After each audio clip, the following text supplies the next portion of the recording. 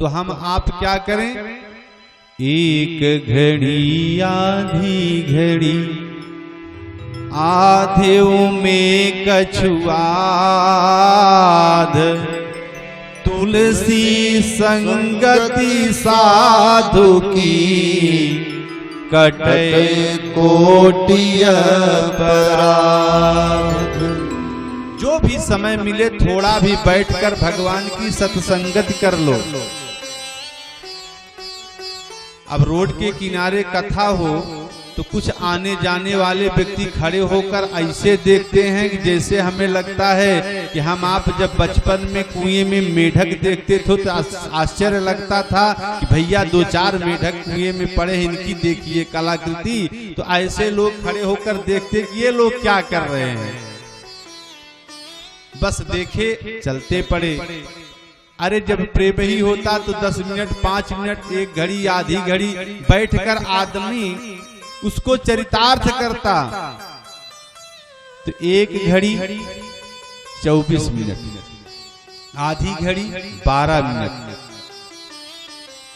और आधेव में कछुआद कम से कम 6 मिनट बैठकर अगर हमने सत्संग किया तो समझ लो प्यारे बहुत है।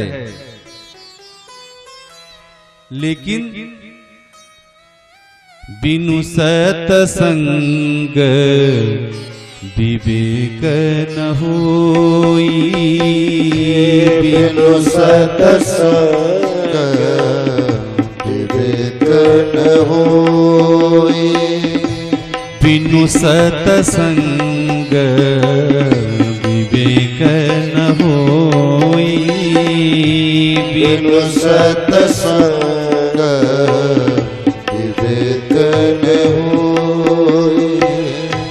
राम कृपा बिनु सुलभ न सोई, राम कृपा बिनु सुलभ न सोई। प्रेम से बोलिए गोविंद भगवान की जय हो। बिना सत्संग के विवेक ज्ञान नहीं होता, लेकिन भगवान की जब तक कृपा नहीं होगी तब तक सत्संग में बैठने का मनव नहीं कहता। लाख आप प्रयास कर लीजिए, ये जाना है, वहां जाना है, ये करना है, वो करना है, फिर भगवान की बुद्धि फेरना है, थोड़ा सा कर दिए कि मन नहीं लगता इसमें। तो सही तो ये है कि कलयुग का प्रभाव अगर आप देखेंगे तो दुर्गुण ही सुख दिखाई दे रहा है। लेकिन सत्संगति अपनी अपनी विषय है, अपने अपने विचार हैं, यह तो अमूल्य कहा गया है। लेकिन यह पंच तत्वों से बना हुआ शरीर जो है अधम है, घटिया है, निकृष्ट है, खराब है, इसको अगर सुंदर करना है तब केवल एक मार्ग है, जिस ईश्वर ने मुझे जीवन दिया उसी के प्रति मैं समर्पित हो जाऊं। 9 छिद्रों का बना हुआ यह शरीर है और सब में मल व्याप्त होते हैं। प्रातः काल उठकर लोग शौच आदि से निवृत्त होते हैं, इसीलिए निर्मलता के लिए स्नान का विधान कहा गया है। जितने रोम रोम हैं सबसे पसीने मल निकलते रहते हैं, और दुर्गंध युक्त शरीर पाकर भी हमें सुख का अनुभव हो रहा है, ये भगवान की माया है। अगर हम भगवान की माया में भटके तो यही शरीर जो है, जैसे कि कहा गया अधम है, घटिया है, तो घटिया ही हो जाएगी। तब क्या करें, आलस को हटा दें, निद्रा को हटा दें। जो हमको आराम के लिए समय मिल रहा है, रात्रि मिल रही है, इसमें स्वाध्याय करें, अध्ययन करें, सत्संग करें। अपने कर्म में से थोड़ा सा समय बचाकर हम विवेक को पाने का प्रयास करें। तो किसी ने बड़ी सुंदर बात कही है क्या, कि अगर मुझे भगवान मिले तो मैं अपनी निद्रा को भी बेच दूं। ऐसी भक्ति हो कि निद्रा बेच दो कोई ले, की निद्रा बेच दो कोई ले की निद्रा, बेच दो कोई ले तो। राम ही राम रटो तेरा, माया जाल कटेगा निद्रा, बेच दो कोई ले तो निद्रा, बेच दो कोई ले तो। की निद्रा बेच दो कोई ले की निद्रा, बेच दो कोई ले। भाव राख सतसंग में बैठो, चित्त में राखो प्रभु को। भाव राख सतसंग में बैठो, चित्त में राखो प्रभु को। हाथ जोड़ चरणों से लिपटो, जो कोई संत मिले तो। हाथ जोड़ चरणों में लिपटो, जो को संत मिले तो। निद्रा बेच दूं कोई ले तो निद्रा, बेच दो कोई ले तो निद्रा, बेच दो कोई ले जय हो। तो।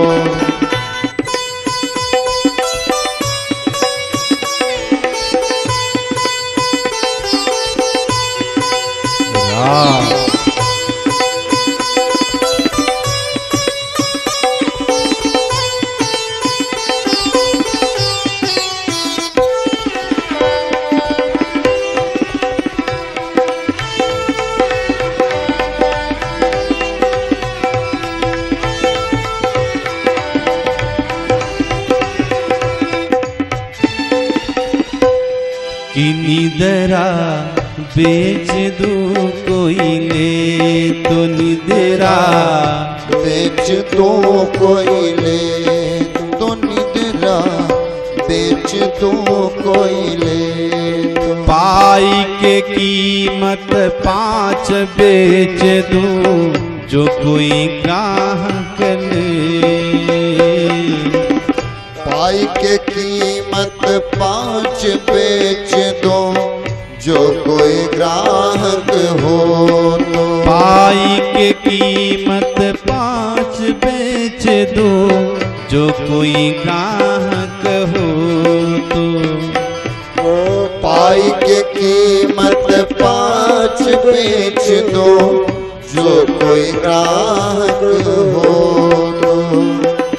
5 में 100 4 छोड़ दूं, दाम रोकड़ा दे तो निद्रा, बेच दो कोई ले तो निद्रा, बेच दो कोई ले तो निद्रा, बेच दो कोई ले तो निद्रा, बेच दो कोई ले। जय हो।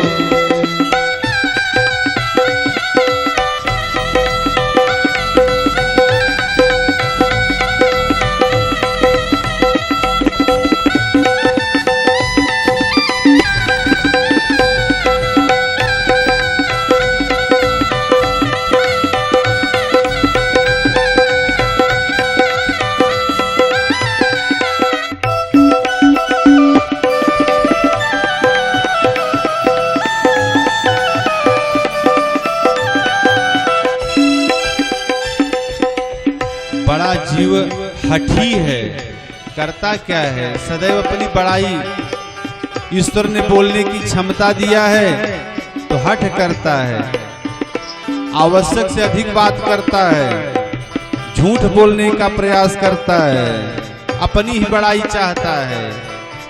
बैठ सभा में मिथ्या बोले, निद्रा करे बड़ाई।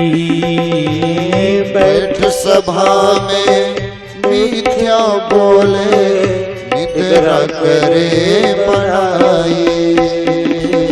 वो घर हमने तुम्हें बताया, जायो बिना बुलाई, निद्रा बेच दो कोई ले तो निद्रा, बेच दो कोई ले तो निद्रा, बेच दो कोई ले तो। जय हो।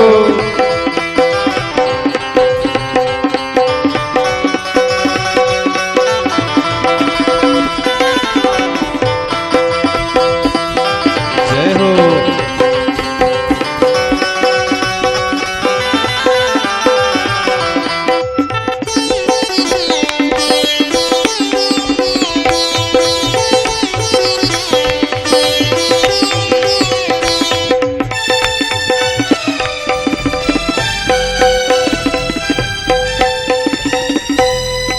निद्रा बेच दो कोई ले, की निद्रा बेच दो कोई ले, की निद्रा बेच दो कोई ले तो निद्रा, बेच दो कोई ले तो निद्रा।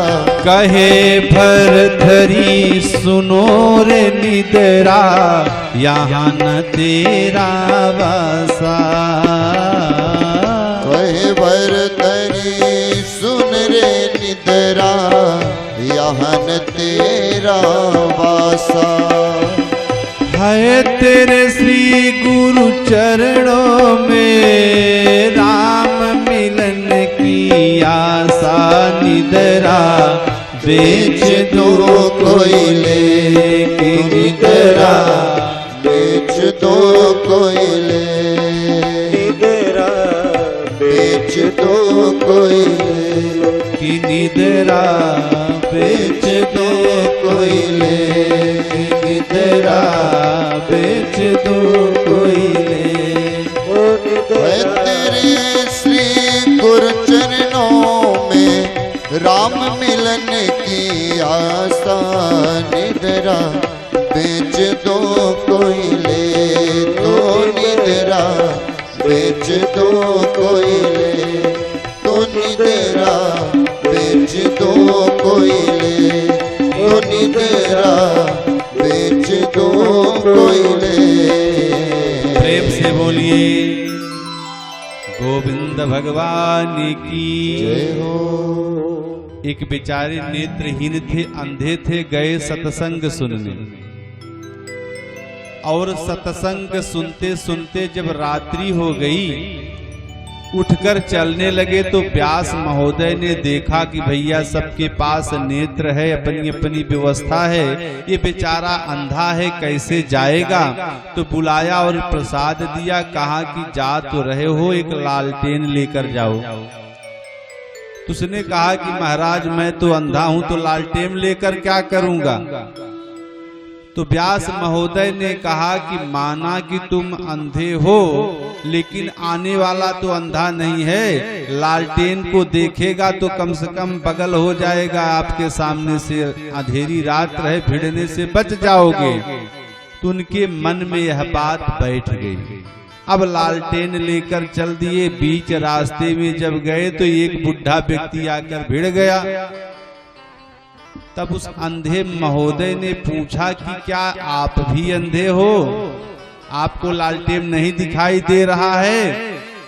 तब उस बुढ़े व्यक्ति ने कहा कि महोदय आपकी लालटेन बुझ चुकी है और आपको खुद पता नहीं है। तो कहने का तात्पर्य ये है कि मेरे पास लालटेन है लेकिन बुझी है कि जली, जब इसका भी ज्ञान न हो तब सामने वाला तो आकर भिड़ ही जाएगा। तो बात को विषयांतर न करें, सत्संग की इच्छा से आइए हम सब बैठते हैं। बात वही फिर है कि समय कम होने के कारण हम आपको आज थोड़े में ही भगवान की चर्चा करनी है। क्यों? क्योंकि जो यजमान महोदया हैं हमारे बीच में, इनके मायके में आज विवाह है। और आप लोग जानते हो कि जब किसी के मायके में विवाह हो तो उसमें कोई कुछ भी बोले वो दुश्मनी दिखने लगता है। तो हम चाहते हैं कि मैडम जी को समय से छोड़ दिया जाए और जाकर ये भी अपने भाई बंधुओं में आनंद का अनुभव करें। तो इसी के साथ आप लोग समझ लीजिए भगवान श्री कृष्ण का विवाह रुक्मिणी जी के साथ कल आप लोगों ने झांकी के माध्यम से देखा और सुना समझा, लेकिन एक विवाह उनका और हुआ सत्यभामा से। सुखदेव जी कहते हैं कि हे परीक्षित, पता है एक सत्राजित नाम का राजा था। वो भगवान सूर्य की उपासना किया, भगवान प्रसन्न हो जाते हैं तो एक यशमंतक मणि प्रदान कर देते हैं। वह यशमंतक मणि ऐसी थी कि एक भार सोना प्रतिदिन प्रदान किया करती थी। एक भार माने 8 भार सोना प्रतिदिन प्रदान किया करती थी। 8 भार का अर्थ है 20 किलो। इतना सोना पाते थे। एक दिन उसी मणि को अपने गले में धारण करके जब राजसभा में जाते हैं तो यही भगवान श्री कृष्ण कहते हैं कि महाराजा श्री, यह मणि तो बड़ी सुंदर दिख रही है, लेकिन सत्राजितः किमत करोति ब्रह्मन् कृष्ण सकिल्विखम् यस्मन्तकः कुतस्तस्य कस्मादक्ता सुतारे। तो भगवान श्री कृष्ण से सभा में बैठे हुए राजाओं ने पूछा कि आ कौन रहा है सामने से। तो भगवान श्री कृष्ण ने बताया कि महाराज सत्राजित, और यह प्रकाशमान क्यों है। तो भगवान ने बताया कि जो मणि देख रहे हो यही है यशमंतक मणि। भगवान सूर्य ने इन्हें प्रदान किया है, जो 20 किलो सोना नित्य प्रति प्रदान करती है वह मणि। तो महाराज सत्राजित से भगवान श्री कृष्ण ने कहा, अगर इस मणि को आप राजा को प्रदान कर दे तो इसका हित हो जाएगा, इसके सोने से प्रजा सुखी होगी, इससे ज्यादा पुण्य आपको मिलेगा। स्वतः इतना स्वर्ण लेकर क्या करोगे। तो महाराज सत्राजित ने मना कर दिया कि भाई मैंने तपस्या किया है, यह मणि मेरी है, मैं दूसरे को क्यों दूं, यह कैसा औचित्य है। हठ पूर्वक चले जाते हैं। उसी मणि को सत्राजित का भाई प्रसेन एक दिन अपने गले में धारण करके जब जंगल में जाता है भ्रमण के लिए, तो किसी शेर ने उसका वध कर दिया। और जब उसका अंतकाल हो गया, शरीर छूट गई, तो मणि तो गायब हो गई। लेकिन सत्राजित महाराज ने चारों तरफ यही बताया कि मेरी उस मणि पर निगाह किसकी थी, कृष्ण की, और इसी ने उस मणि को ले लिया और हम आपको छल लिया। जब भगवान श्री कृष्ण को पता चला कि यशमंतक मणि की चोरी और छल का भाग हम पर आ रहा है भार, तो ऐसे में उन्होंने उस मणि को खोजने के लिए यात्रा प्रारंभ की। वन में जाते हैं, जंगलों में, तो क्या देखा, वह प्रसेन जो सत्राजित का भाई था वह मृतक हो चुका था और वहां पर मणि नहीं थी। तो भगवान ने अपनी सेना को वहीं रोक दिया और चले जाते हैं एक गुफा में जो सामने दिख रही थी। और गुफा में जब जाकर देखा तो अरे एक बड़ी सुंदर कन्या जो हम मानवों के जैसी थी उसी मणि के साथ खेल रही थी। तो भगवान ने सोचा कि यहाँ कन्या क्या कर रही है, जाकर उन्होंने निवेदन किया कि मणि हमको दे दो। लेकिन उस जामवंती कौन थी, वह जामवंत की पुत्री थी। अपने पिता को बुलाया और उसके पिता जामवंत बाहर निकलते हैं। इसके बाद बाहर आकर भगवान श्री कृष्ण को ललकारा कि तुम्हारी हिम्मत कैसी कि मेरे गुफा में चले आए। आज तक किसी की इतनी बड़ी हिम्मत नहीं थी कि मेरे गुफा में प्रवेश करता। अगर आए हो तो बिना मैं युद्ध के जाने नहीं दूंगा। अर्थात भगवान से पता है 27 दिनों तक रात दिन युद्ध करते रहे। तो परीक्षित जी ने पूछा कि महात्मा जी 27 दिन युद्ध क्यों चला।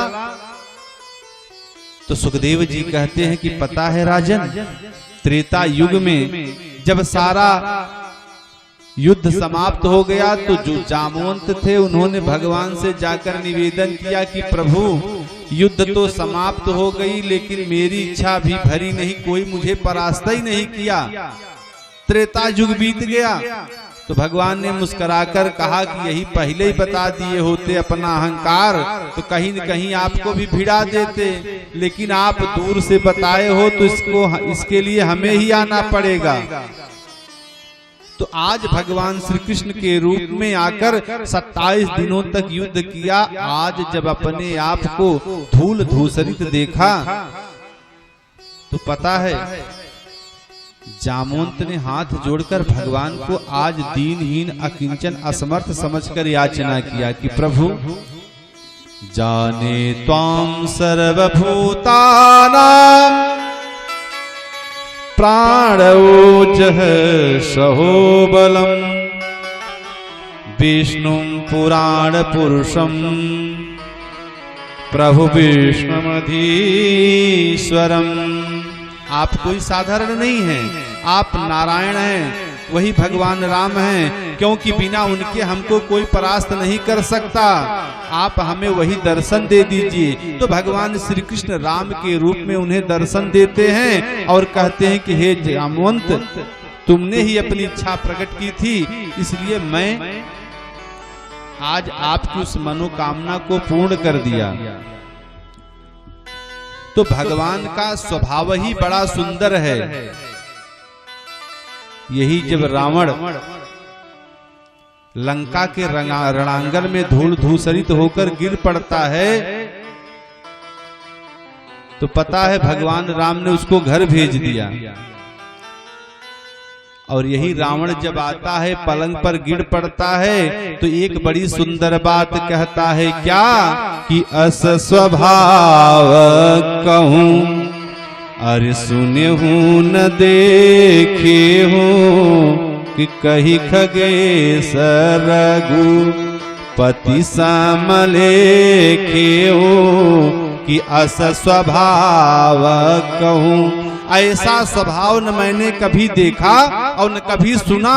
तब तक उसकी परम प्रिया मंदोदरी आकर पूछती है कि ये प्रियतम, किसका स्वभाव तुमने नहीं देखा नहीं सुना, कौन है वह जिसकी आप प्रशंसा कर रहे हो? तो रावण कहता है कि राम की। तो मंदोदरी चौंक जाती है कि जिसका नाम लेने पर भड़कते थे आज उसकी प्रशंसा कर रहे हैं। तो मंदोदरी ने कहा कि प्रियतम, मैंने तो सोचा कि आप पलंग पर गिरे हैं, आपको चोट चपेट तो नहीं लगा, तीर का तलवार का घाव तो नहीं लगा और आप उनकी प्रशंसा कर रहे हो। तो ऐसे में जरा हमको बताओ कि किया क्या राम ने जो आज उनके स्वभाव से आप आनंदित हो गए हो? तो यही रावण कहता है कि पता है आज मैं धूल धूसरित हो गया था, थक गया था, पसीने से लथपथ हो गया था। चाहते तो राम हमारा वध कर सकते थे, लेकिन वो क्षत्रिय हैं, उन्होंने कहा कि मैं निहत्थे पर, थके हुए पर, भागने वाले पर कभी वार नहीं करता। ये रावण जा आराम कर, कल फिर आना। तो राम कहा घर जाऊं दसानन, अरे युद्ध थकान में आप थके हो, भौन की गौन कियो करी मौन, बीसहु लोचन वारी पगे है। तमंदु मुजारी मंदोदरी पूछत, प्रियतम घाव कहाँ उमगे है? तो रावण कहता है कि तीर का घाव शरीर नहीं बस, राम स्वभावक घाव लगे है। आज तो मुझे तीर का नहीं, तलवार का नहीं, फिर मुझे तो उस राम के स्वभाव का घाव लग गया है कि अस स्वभाव कहूं, अरे सुने हूं न देखे हो कि कही खगेश रघुपति समलेखे हो कि अस स्वभाव। ऐसा स्वभाव न मैं कभी देखा न सुना। तो मंदोदरी कहती है कि प्रियतम, जब इतना स्वभाव आपको का अच्छा लगता है तो उनके शरण में जाकर उनसे प्रीति कर लो, उनसे स्नेह कर लो। वो परमेश्वर हैं, जगदीश्वर हैं, ईश्वर हैं, वही भुवन मोहन श्याम सुंदर कौशल्या नंदन बनकर आए हैं। उस परमात्मा से प्रीति करने में तुम्हारी क्या जाता है? तो पता है यही रावण कहता है, ये देवी अगर मैं भगवान से प्रीति करूं तो फिर माला जपूं, भजन करूं, यज्ञ करूं, सत्संग करूं, तो मैं इतना राज भोग चुका हूं, इतना सुख कर चुका हूं कि अब एक जगह बैठकर मुझसे भजन नहीं होगा। क्यों? क्योंकि मैं तामसी हो गया हूं। कि भजन न होई है ही अरे तामस देहा, भजन न होई है तामस देहा, भजन न हुई है ही तामस देहा, भजन न होई है तामस देहा। मन क्रम वचन मंत्र दृढ़ मन क्रम वचन मंत्र दृढ़। बोलिए गोविंद भगवान की। ये मेरा शरीर तामसी हो चुका है, तामस शरीर में अब भजन कीर्तन हवन पूजन पाठ और सत्कार करना मुझको नहीं आएगा। क्यों? इसी रावण का एक भाई और है कुंभकर्ण, महिष खाई मदिरा कर पाना, भैंसा पूरा खा जाता था एक ही साथ में। अब इस ढंग का जिसका भोजन हो तो बैठकर भजन करेगा। तो ऐसे जो तामसी आहार लेने वाले हैं, अहंकार में जीने वाले हैं, उनको भगवान का भजन नहीं, भगवान की पूजा नहीं, भगवान की भक्ति अच्छी नहीं लगेगी। तब क्या होगा? भगवान हमको मार दे, हम भगवान को देखते रहें, हमारी मुक्ति हो जाएगी। लेकिन बात विषयांतर न हो, यहाँ ऐसी बात नहीं है। जामवंत 27 दिन लड़ाई लड़कर उसने अपने आप को आज यह अनुभव किया कि हम हार गए। इसीलिए आप लोग समझ लेना, किसी को अपने बल का, किसी को अपने धन का, किसी को अपने गुण का, किसी को अपने विद्या का, किसी को अपने बुद्धि का, किसी को अपने पत्नी का, किसी को अपने पति का, किसी को अपने पुत्र का, कहीं न कहीं कुछ न कुछ अहंकार होता ही है। अब कोई यह न कहे कि हमको अहंकार नहीं है, सबको होता है।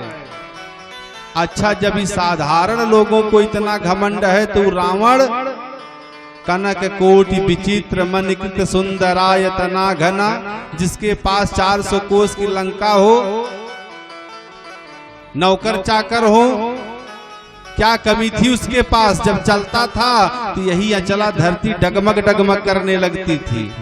तो जब इतना उसके पास क्षमता है, 1 लाख पूत 1.25 लाख नाती, कोई हल्का फुल्का परिवार नहीं था।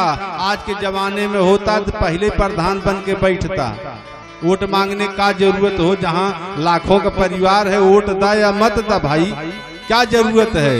इतना बड़ा जिसके पास परिवार हो, वैभव हो, वो घमंड करेगा, वो अहंकार करेगा कि हम लोग छोटी सी चैन पहन के बटन खोल देते हैं कि हमको देखो या न देखो, हमारी चैनिया को जरा देखो, हम चैन बनवाए हैं।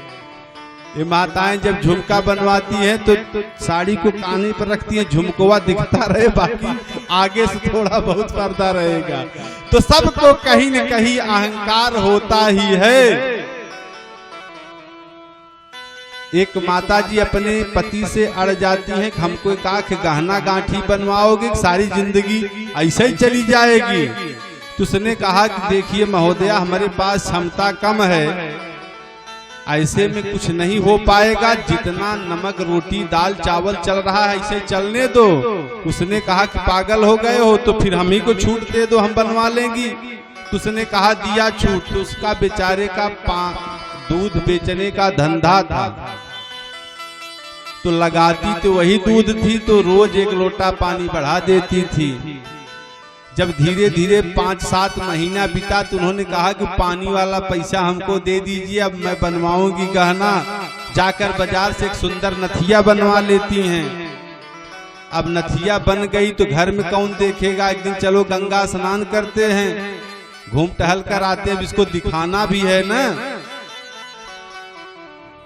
तो बेचारा लेकर जाता है कहाँ, गंगा जी स्नान करने।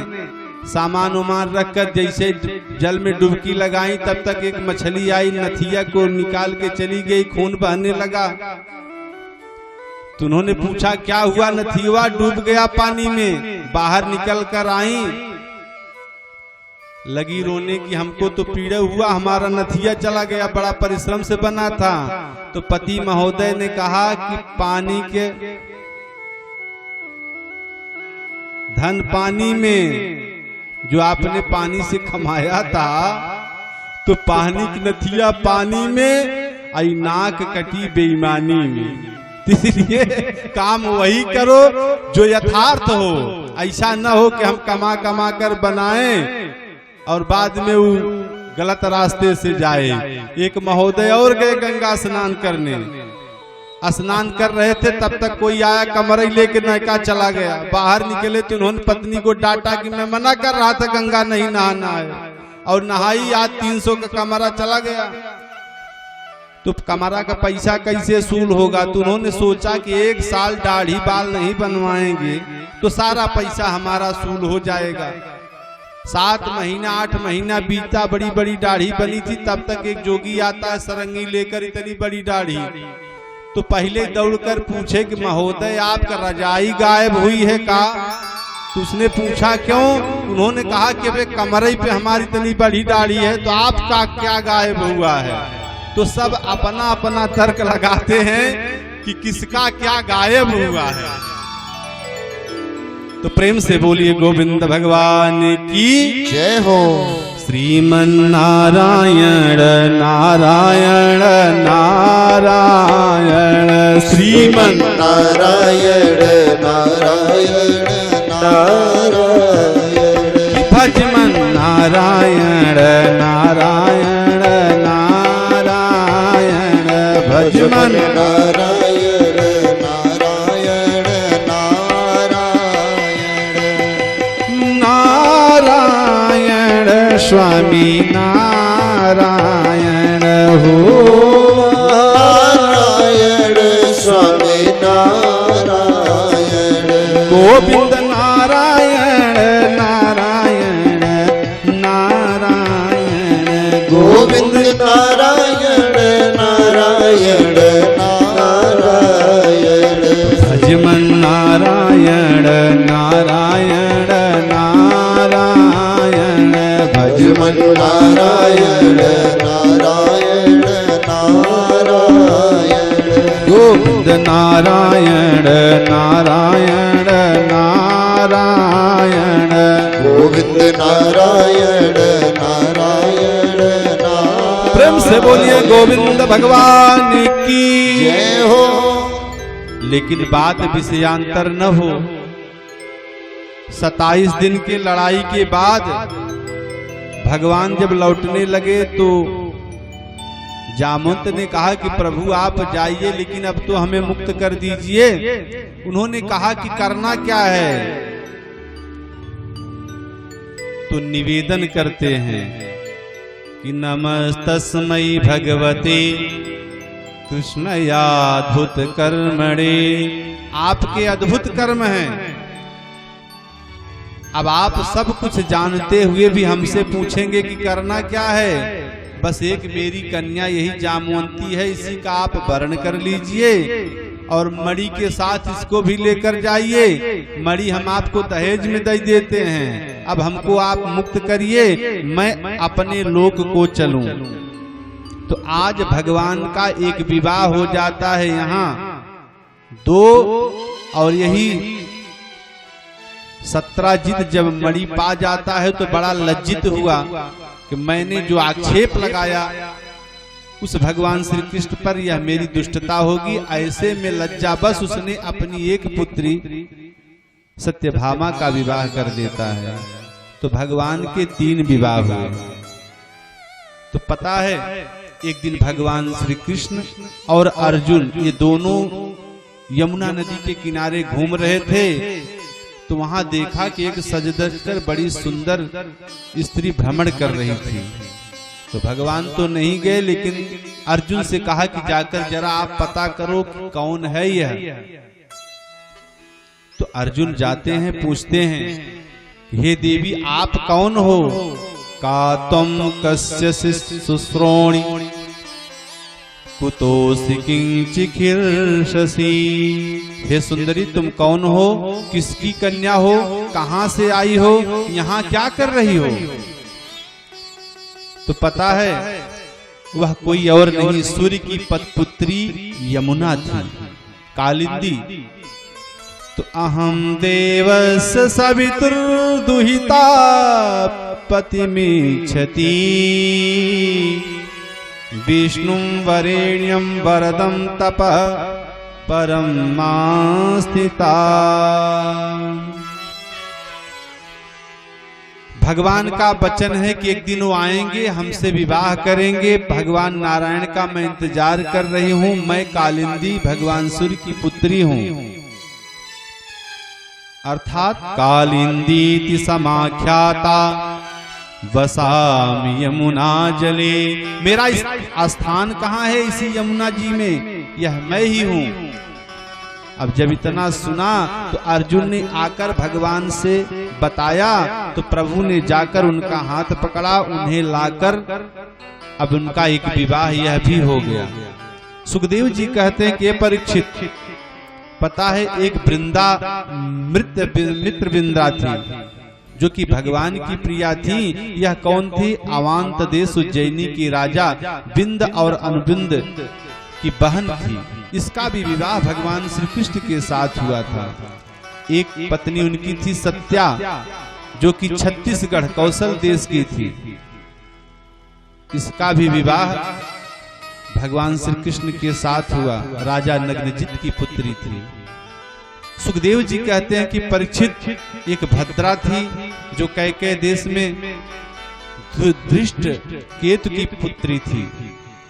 इनका भी विवाह भगवान श्री कृष्ण के साथ हुआ था। और लक्ष्मणा यह मध्य देश के राजा बृहस्सेन की पुत्री थी। इनका भी विवाह भगवान श्री कृष्ण के साथ हुआ था। इस प्रकार से भगवान के कितने विवाह हुए? 100, यह तो 8 विवाह हुआ। लेकिन पता है भौमासुर जो था एक ऐसा निशाचर था, राक्षस था, वह 16,100 कन्याओं को लाकर अपने कारागार में बंद कर दिया था। तो जब भगवान को पता चला तो जाकर इनको मुक्त करते हैं और उसका वध कर देते हैं। तो वध करने के बाद जब 16,100 राजकन्या मुक्त होती हैं, उनको भगवान ने कहा कि आप लोग अपने अपने घर नगर को जाइए। तो उन लोगों ने हाथ जोड़कर कहा कि हम कहीं नहीं जाएंगी, हम आपके पास रहेंगी। तो भगवान ने उनका निवेदन स्वीकार किया। लेकिन यह संसार की दृष्टि में है, लेकिन जब अध्यात्म की दृष्टि में जाएंगे तो यह आत्मा ही भगवान श्री कृष्ण है। 16,108 जो हमारी नाड़ियां हैं मुख्य शरीर में संचालित हो रही हैं, ये भगवान की पत्नी हैं। तो भगवान क्या है? आत्मा। और वह नाड़ियां जो है पूरे शरीर को संचालित करती हैं। इस कथा को कथा बनाया गया जिससे हम आपको यह समझ में आए। लेकिन जब हम आप अध्यात्म कथा देखेंगे तो इनका स्वरूप बदल जाता है। अगर उस पर चर्चा किया जाए तो हमें लगता है कि 1-2 बार में समझ में नहीं आता, इसी के लिए लोगों को भ्रम होता है। और भगवान के कितने हो गए? 16,108 रानियां। यही भूमि माता भगवान की से निवेदन करती हैं कि नमस्ते देव देवेश शंख चक्र गदाधर भक्तेक्षोपाक्त रूपाय परमात्मन नमोस्तुते। हे परमेश्वर, आप इस संसार में आकर हमारा कल्याण कर रहे हैं। आपके ही द्वारा भौमासुर जैसे बड़े बड़े राक्षसों का वध हो रहा है। ये सब शरीर के साथ इस संसार में सुख और सदैव पाप कर्म से दुख ही दिया करते हैं। तो भगवान का ऐसा प्रेम था सभी के प्रति, सबका कल्याण करने वाले जो हैं वो ईश्वर हैं। इनको जब गोपियां अपने स्वर में पुकारती हैं तो पता है कैसे कि गोकुला नगरिया के तनी दूर एक दिन अवत्य कान्हा। गोकुला नगरिया के तनी दूर एक दिन अवत्य कान्हा। गोकुला नगरिया के तनी दूर एक दिन अवत्य कान्हा। गोकुला नगरिया कितनी दूर एक दिन अवत्य कान्हा। गोकुला नगरिया के तनी दूर एक दिन अवत्य कान्हा। गोकुला नगरिया कितनी दूर एक दिन अवत्य कान्हा। गोकुला नगरिया कान्हा गाय बहुत है। गोकुला नगरिया कान्हा गाय बहुत है। गाय बहुत हो कान्हा गाय बहुत है। गाय बहुत हो कान्हा गाय बहुत है। गायन के दिनवा दिनवा रात एक दिन अवत्य कान्हा। गायन के संगवा दिनवा रात एक दिन अवत्य कान्हा। हो गोकुला नगरिया के तनी दूर एक दिन अवत्य कान्हा। गोकुला नगरिया कितनी दूर एक दिन अवत्य कान्हा। जय हो।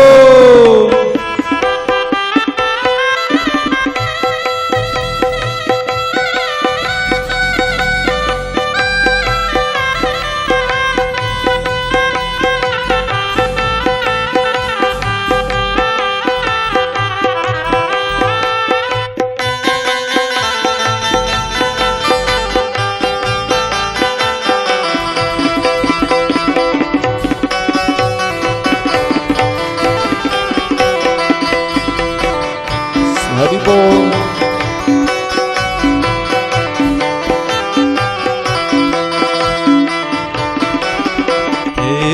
गोकुला नगरिया कितनी दूर एक दिन अवत्य कान्हा।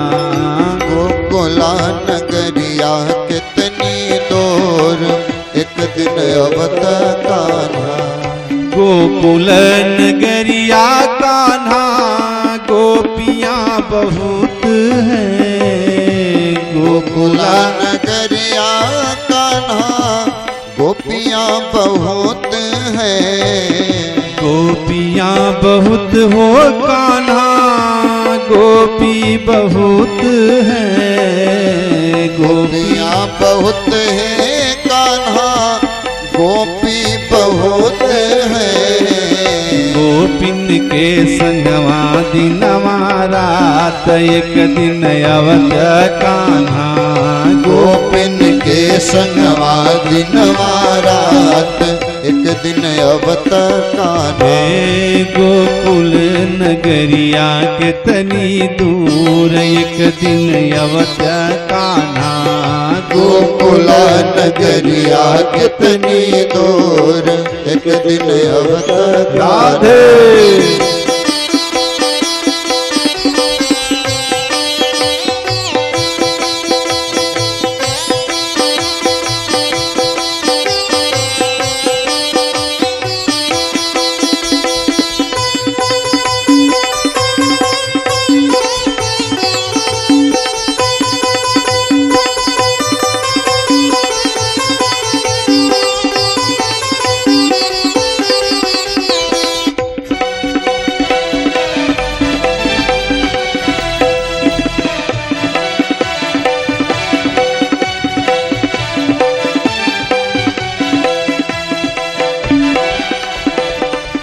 गोकुल नगरिया के तनी दूर एक दिन अवत कान्हा।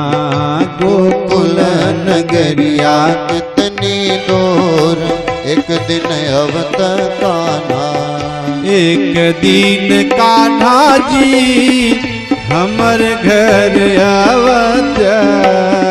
एक दिन कान्हा जी हमर घर आवत।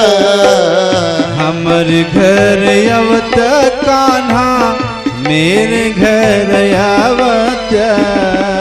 हमर घर आवत कान्हा मेरे घर आवत। मुरली बजवत झक झोरी एक दिन आवत कान्हा। मुरली बजवत झक झोर एक दिन आवत कान्हा। गोकुला नगरिया के तनी दूर एक दिन आवत कान्हा।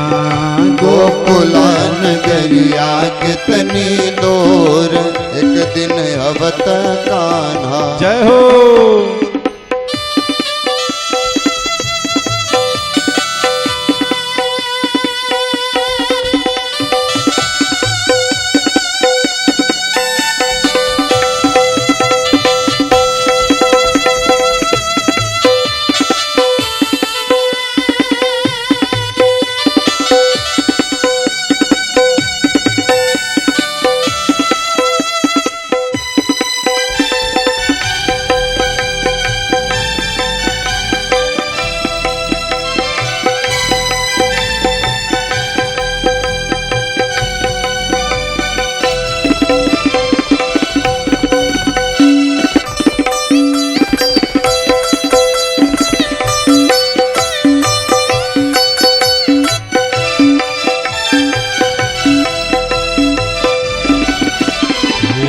गोकुल नगरिया के तनी दूर एक दिन अवत कान्हा।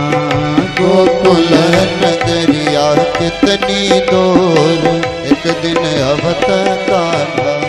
मन त कहे हो कान्हा दरस दिखवत।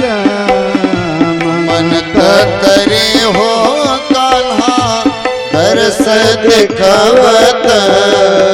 तरस दिखवत कान्हा जिया के जुड़वत।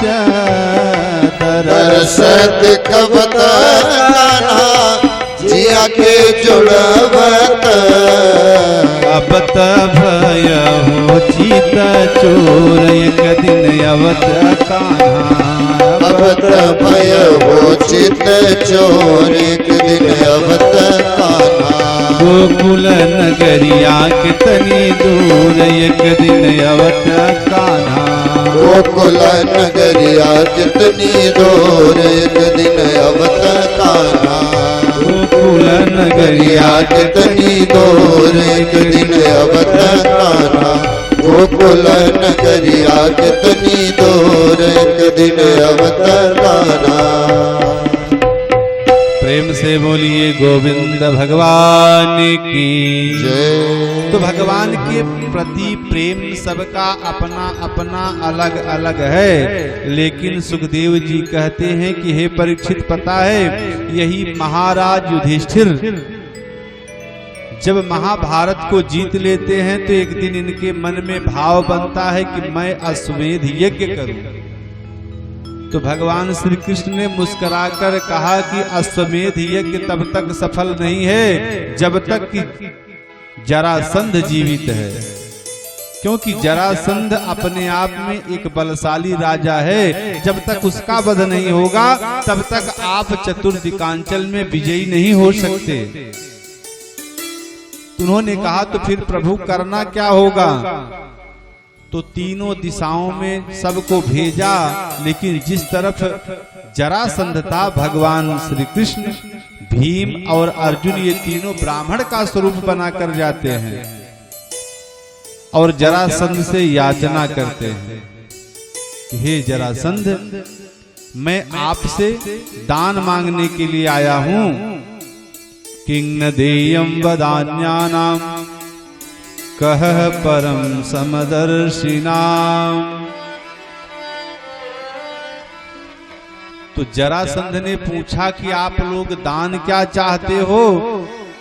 तो भगवान श्री कृष्ण ने कहा कि मैं आपसे द्वंद युद्ध चाहता हूं।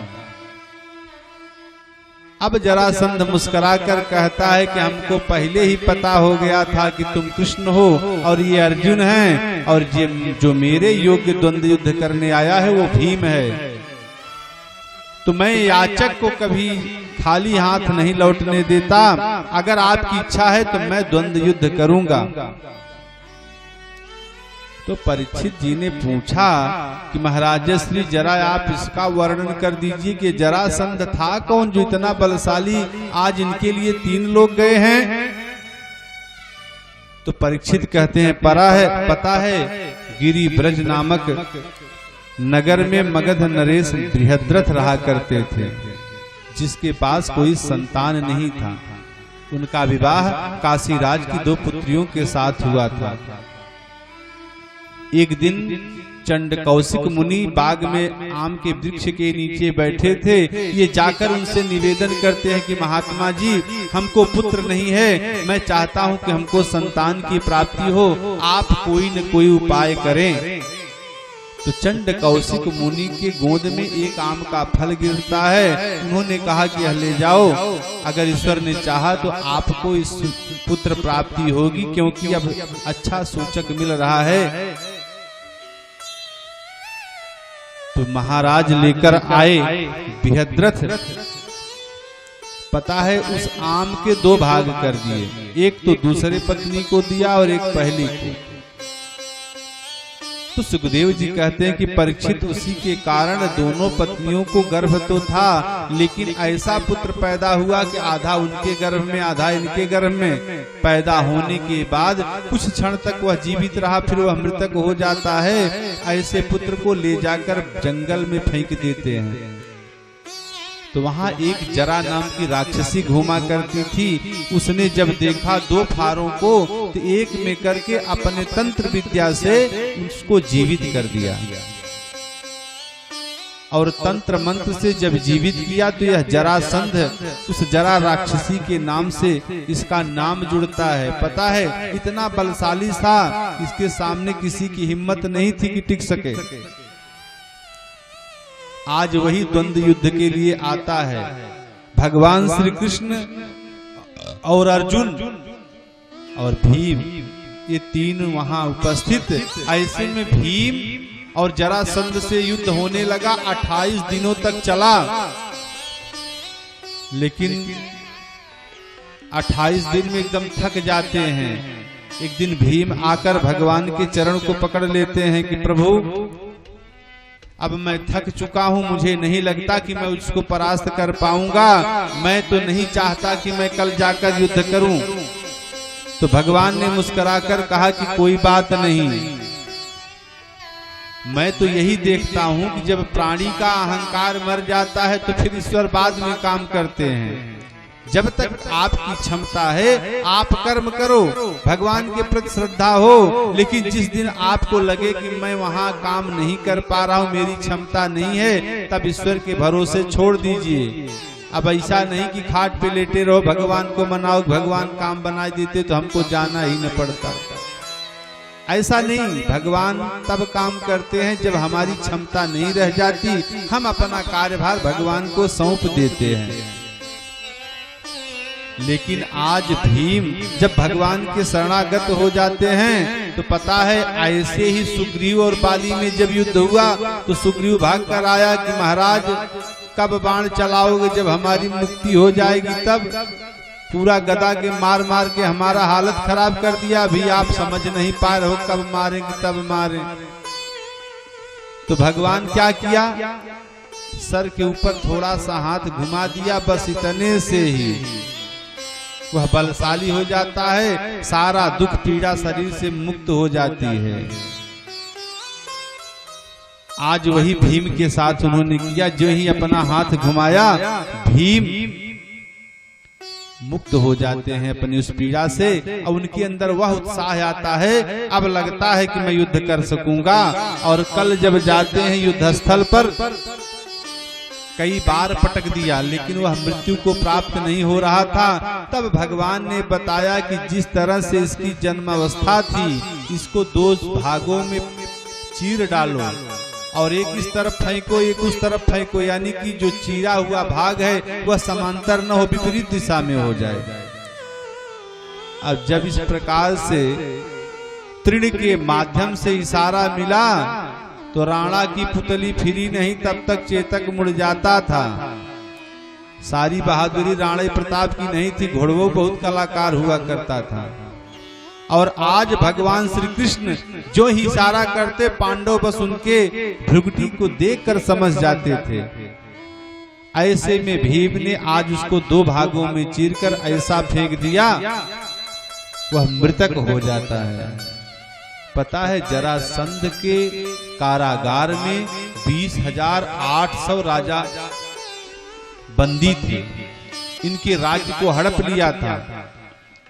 सभी को मुक्त करते हैं भगवान श्री कृष्ण। सबने हाथ जोड़कर निवेदन किया कि प्रभु कृष्णाय वासुदेवाय हरे पथ परमात्मने प्रणत क्लेश नाशाय गोविंदाय नमो नमः।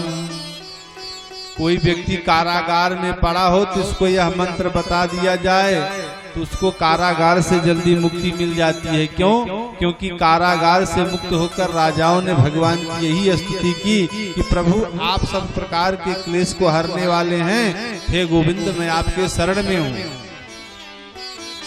इस तरीके से भगवान ने उन राजाओं को मुक्त किया।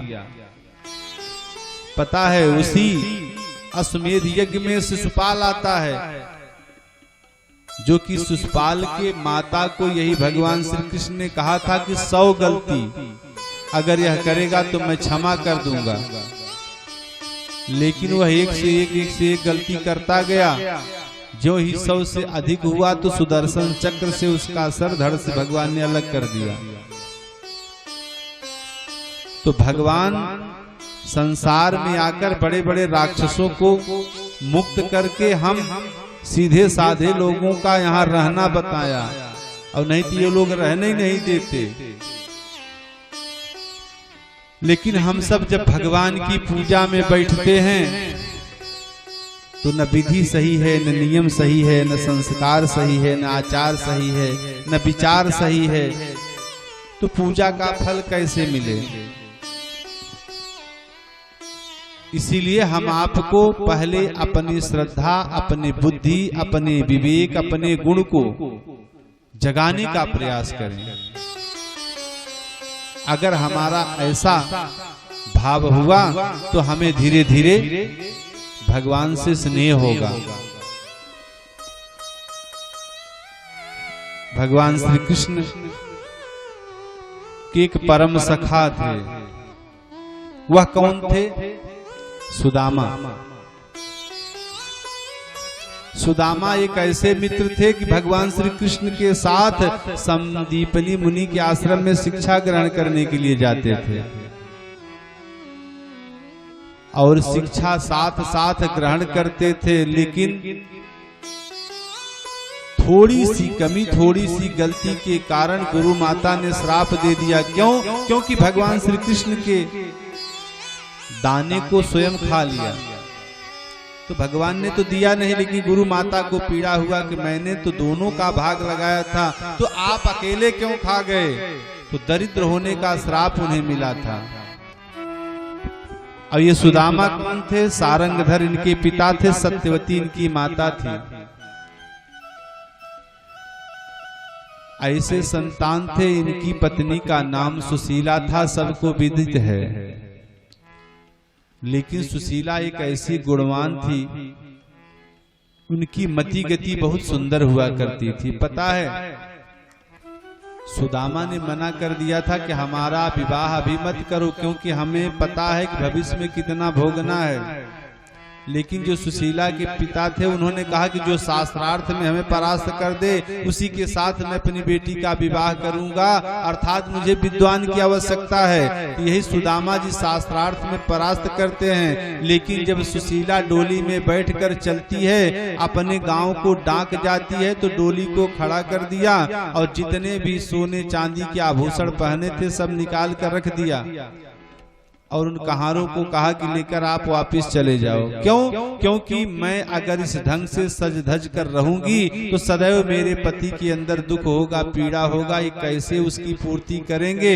अर्थात कदम से कदम मिलाकर चलने की क्षमता सुशीला में थी। उन्होंने अपने जीवन का सुख वैभव त्याग दिया। क्यों? क्योंकि उन्होंने प्रारब्ध को माना। लेकिन आज हम पति पत्नी में इसलिए विवाद होता है कि हम सुख की इच्छा करते हैं, सामने वाला पूर्ण नहीं कर पा रहा, अक्षम्य है। यही कलह का कारण बन रहा है। हम कदम से कदम मिलाकर नहीं चलना चाहते, हम तो दूसरे को देखना चाहते हैं। अच्छा, जब प्रारब्ध में हमने अच्छा कर्म नहीं किया है तो उसको भोगेगा कौन? भोगना भी नहीं चाहते। तो हम तो प्रगति के सर के ऊपर पैर रखकर चलना चाहते हैं। लेकिन शास्त्र की मति अगर देखें तो पति देवता कर्म मन वाणी, पति देवता के समान पूजनीय है। कैसे? कर्म से, वाणी से, मन से उसका आदर करें, पूजा करें। लेकिन अब शास्त्र के वचन को मानता कौन है? अगर आजकल की जो देवियां इनका चले तो इन्हीं से भोजन बनवाएं, खा के आराम से राजा का पाठ करें। उनको लगता है कि ये सब पंडित जी लोग फालतू बताते हैं, इनकी बात पर ज्यादा ध्यान नहीं देना, जो हमको अच्छा लगे करो। तो कौन मना करता है? भैया करो अपने मन का। लेकिन एक बात समझ लीजिए, सबका अपना अपना जीवन है। कहीं न कहीं भोगने के लिए प्रारब्ध लेकर हम आए हैं। तो हम एक ही बात कहना चाहते हैं, निवेदन, कि अपने कर्म पर जो यथार्थ है उसको करो। इन केन प्रकारेण उसको अगले जन्म के लिए संचित न करो कि हम अगले जन्म में लेकर जाएं और भोगें। तो जिसका जो भाव है, जो जीवन है, जैसे आचार विचार हैं वो ठीक हैं, लेकिन कर्म शास्त्र के अनुकूल ही करना चाहिए। अगर हम शास्त्र के अनुकूल चलें तो जीवन भी सुखमय होगा और इस संसार में हमारी यश कीर्ति भी होगी।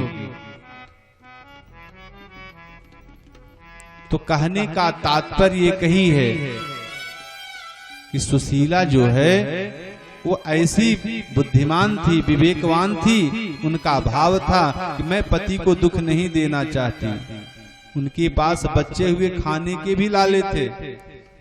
लेकिन जब दुख बढ़ता गया, दुख बढ़ता गया, एक दिन अपने प्रियतम सुदामा से निवेदन करती हैं, ये प्रियतम, मैंने तो सुना जाना है कि तुम्हारे परम सखा भगवान श्री कृष्ण हैं, वो द्वारिकाधीश हैं।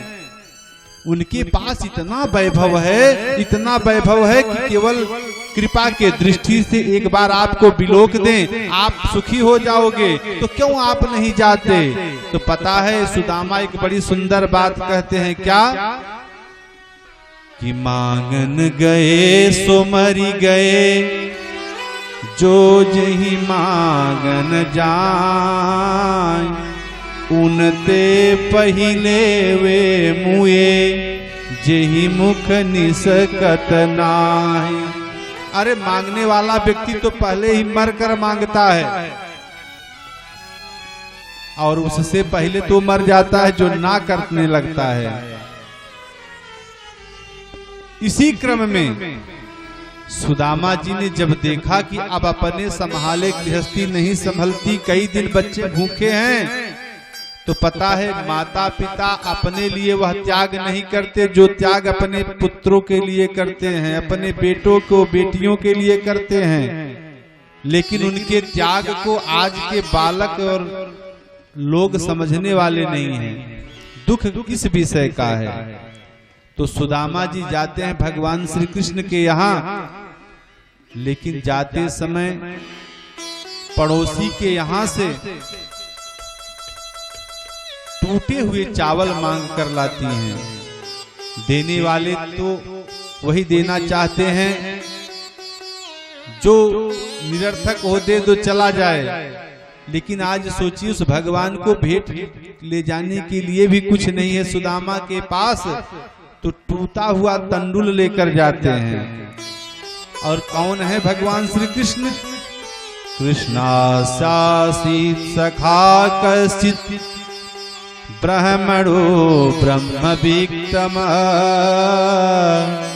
विरक्त इंद्रियार्थेषु प्रशांतात्मा जितेंद्रिय। ऐसे जितेंद्रिय ब्राह्मण के परम प्रिय सखा भगवान श्री कृष्ण हैं, उनके पास जा रहे हैं। क्यों? क्योंकि आज वो समझ रहे हैं कि मेरे बस की बात नहीं है यह गृहस्थ आश्रम चल जाए, तो चलते हैं। लेकिन क्या लेकर? वही तंडुल लेकर जाते हैं। द्वारिका नगर में जब लोगों ने देखा तो उनकी जगह हंसाई की कितना दीनहीन किंचन असमर्थ व्यक्ति इस द्वारिका में तो नहीं है, कौन है ये, कहां से आया है? लोगों को पता चलता है ये भगवान श्री कृष्ण के परम मित्र हैं। यह सुनकर सबको आश्चर्य सा होता है। किसी एक ने जाकर भगवान से निवेदन किया कि प्रभु आपसे मिलने के लिए आपके बाल सखा बहुत ही पुराने मित्र एक सुदामा नाम के ब्राह्मण आए हैं। स्वरूप कैसा है? किसी से पगान जगातन में प्रभु जान को आई बसो के ही कामा। धोती फटी सिलटी दुपटी रूपायू पानहु की नहीं सामा। द्वार खड़ो दूज दुर्लभ एक रहे चकी सो बसुधाय विरामा। पूछत दीन दयाल को धाम बतावत यापनो नाम सुदामा। पूछत दीन दयाल को धाम बतावत यापन नाम सुदामा। पता है भगवान जब यूं सुनते हैं कि अरे वो मेरा मित्र आया है, तो नंगे पैर दौड़कर जाते हैं और सुदामा जी को अपने गले लगा लेते हैं। अपने महल में लेकर आते हैं। और जब महल में लेकर आए तो पता है इधर उधर नहीं बैठाया, अपने सिंहासन पर अपने आसन पर बैठा दिया और अपनी पटरानियों को आदेश दिया जल लाओ, आज मैं ब्राह्मण का पैर धोऊंगा। वही परमपिता परमेश्वर जगदीश्वर भगवान श्री कृष्ण सुदामा के पैरों को धोकर अपने प्रेम को समर्पित करते हैं। आप मेरे मित्र हो, लेकिन आज मेरे दरवाजे पर आप एक ब्राह्मण बनकर आए हो। अतिथि देवो भव के अंतर्गत भगवान ने उनका सम्मान किया। लेकिन एकांत में जब सुदामा और भगवान श्री कृष्ण एक साथ बैठते हैं,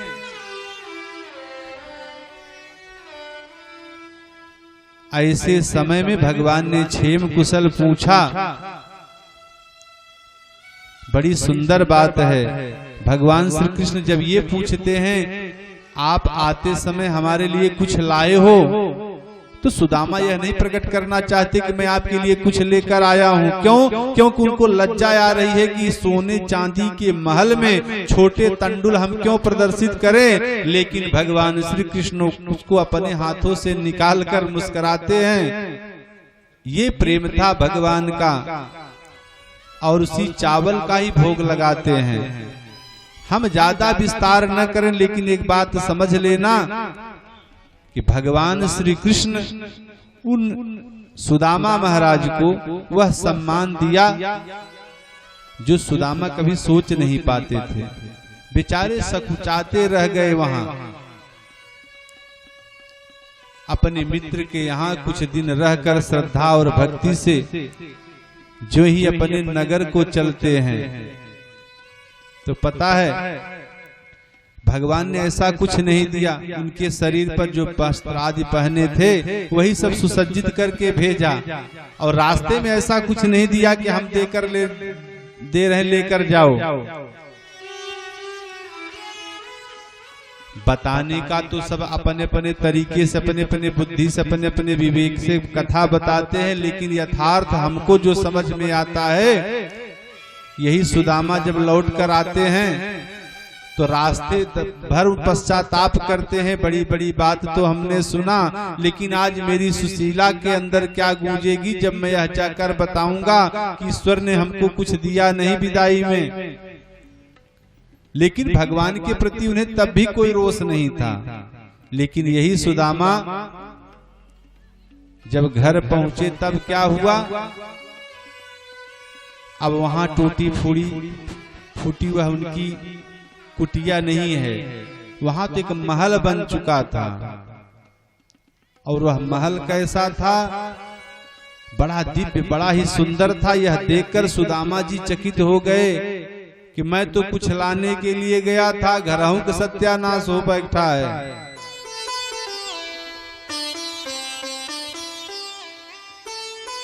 कि हेरई बिकल सुदामा भुलाने, मोरा निजू मोरा निज कदयूरी सियाने, मड़ैया हेराने,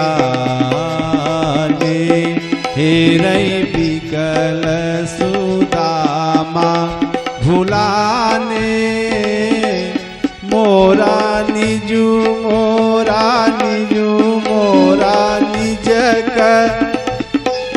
दयूरी सियाने, मड़ैया हेराने। प्रेम से बोलिए गोविंद भगवान की। जो कुछ मेरा था वह भी गायब हो गया। तो वहां था क्या, पत्थल की महल कंचन कई केवाड़ी, संग मारमर की ऊंची अटारी, भला तापे ध्वजा फहराई, भला तापे ध्वजा फहराई। पत्थल महल कंचन की केवारी, संग मारमर की ऊंची अटारी, भला तापे ध्वजा फहराई, भला तापे ध्वजा फहराई, भला तापे ध्वजा फहराई। प्रेम से बोलिए गोविंद भगवान की जय हो। इतना सुंदर महल देखकर चकित हो गए, करे बापा मेरी तो कुटिया गई, यहाँ तो किसी ने कब्जा कर लिया। लेकिन जब वही सुशीला दौड़कर आती हैं अपने प्रियतम के स्वागत में, तो बेचारे भाव विभोर हो जाते हैं। इस तरीके से भगवान ने सुदामा जी को सुखी कर दिया। सुदामा केवल भक्ति करके एक बार भगवान के शरण में गए और सारा उनका दुख दूर हो गया। तो भगवान के शरण में जाकर ही जीव का कल्याण है। सुखदेव जी कहते हैं कि परीक्षित भगवान श्री कृष्ण को पता है सभी रानियों को 10-10 पुत्र हुए। इतना बड़ा परिवार था कि पूछो मत। एक दिन पता है जामवंती के पुत्र सांब बालकों के साथ खेलते हुए एक ने स्त्री का स्वरूप बना लिया, अपने इस पेट पर एक पत्थर बांध लिया और जाकर परिहास में दुर्वासा मुनि को अपना हाथ दिखाया कि महात्मा जी जरा बताओ किसके पेट में कौन सा गर्भ है, बालक होगा या कन्या। और जब दुर्वासा ऋषि ने ध्यान लगाकर देखा कि बालक हमसे ठिठोली कर रहे हैं, हमारा परिहास कर रहे हैं, मजाक कर रहे हैं, तो श्राप दिया कि मूर्ख, इसी से तुम्हारे कुल का नाश हो जाएगा। और वह पत्थर ऐसा हुआ कि जो भगवान श्री कृष्ण के सारे कुल का नाश कर देता है, जबकि उग्रसेन महाराज ने उसको रगड़ रगड़ कर ऐसा घिसकर खत्म कर दिया और उसी से ऐरका नामक घास हुई, जो छोटी सी गुल्ली बची उससे भगवान का वध हो जाता है। अर्थात बहेलिया के द्वारा जब चरण में लगता है तो भगवान भी परलोक को चल देते हैं।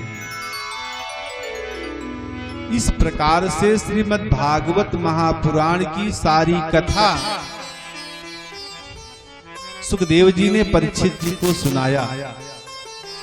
तो पता है सारी कथा सुनने के बाद सुखदेव जी परीक्षित जी आज संशय मुक्त हो जाते हैं, भय से मुक्त हो जाते हैं और सुखदेव जी को चरण वंदन करते हैं। अब मुझे मृत्यु का भय नहीं, मृत्यु तो जीवन का एक परम सत्य है। भय तो उसे लगता है जो मरना नहीं चाहता।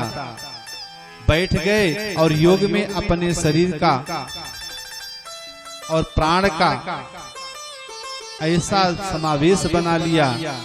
अब तक्षक आवे या न आवे, योग साधना से उन्होंने शरीर को छोड़ दिया और तक्षक आने के लिए उसके स्वागत में कटोरे में दूध रखते हैं।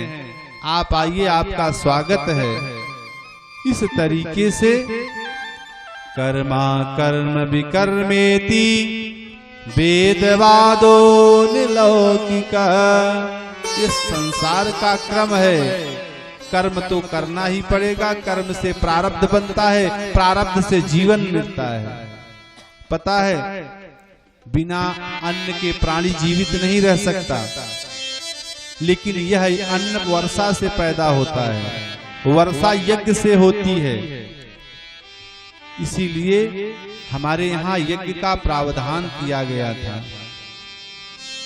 लेकिन विषयांतर यह है कि अब कोई यज्ञ नहीं करना चाहता, तो अब धीरे धीरे वह समय भी आ रहा है कि काल ही काल कुकाल पड़े, अन्न बिना सब लोग मरे। धीरे धीरे वह समय भी आएगा कि देखना यहाँ दुख ही दुख व्याप्त होता पड़ेगा। आज तो वैज्ञानिक अपने उपक्रम से वर्षा करवाते हैं, उसका परिणाम हम सबको रोग के रूप में, प्रदूषण के रूप में भोगना पड़ रहा है। तो परीक्षित का कल्याण हो जाता है। परीक्षित के उद्धार के बाद सभी महात्मा अपने अपने यथास्थान को जाते हैं। यह श्रीमद् भागवत महापुराण भी हम सब के बीच में उपस्थित है। तो सभी माताओं से, बहनों से, भाइयों से, बंधुओं से एक निवेदन है कि कहीं भी कथा हो रही हो, कोई भी महाराज कह रहे हो, इस मंच पर बैठकर कोई बोलेगा तो यथार्थ बोलेगा और जो सही है वही सुख देने वाला है।